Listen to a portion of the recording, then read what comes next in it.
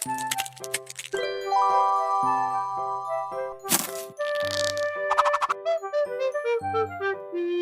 大家好，我係琉璃。喺今集開始之前，先插播一下上一集嘅內容。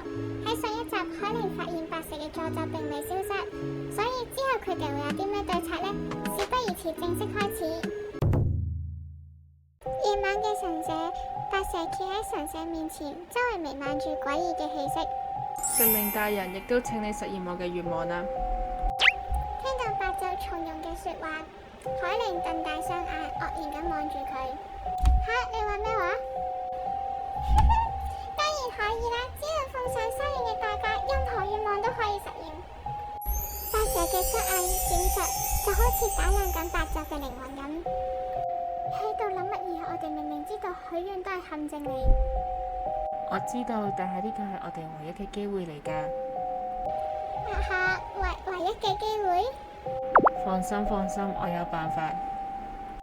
如果時間可以倒流，好多嘢都可以改變，或者嗰陣時嘅我，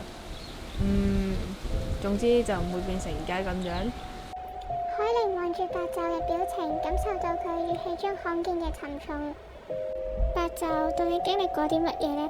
我一直都以為佢係一個吊兒郎當嘅鬼，從唔會將事放喺心上面。但係，呢次嘅眼神卻帶住一種我從未見過嘅情緒，係後悔、悲傷定係自責啊？佢又從來都冇提過佢自己嘅事。如果真係可以時間倒流，佢會想翻到去幾時？哎呀，唔小心講遠咗添。係咁，我嘅願望係希望可以變翻去以前咁。佢一講完之後，白晝嘅身體開始發出耀眼嘅光芒，神社入邊嘅空氣變得沉重。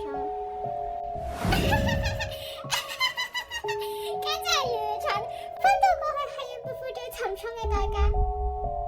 就等我吸晒你嘅生命佢啦！周圍嘅琴晚開始瘋狂朝住白晝而去，佢嘅身影慢慢消失。多謝你睇到呢度，今次係我第一次用動畫嘅形式去製作故事。如果有咩意見，歡迎喺下面 comment 同我講。如果有興趣知道故事嘅後續，亦都可以 subscribe 呢個 channel，咁樣係我創作嘅原動力。我哋下一集再見啦，拜拜。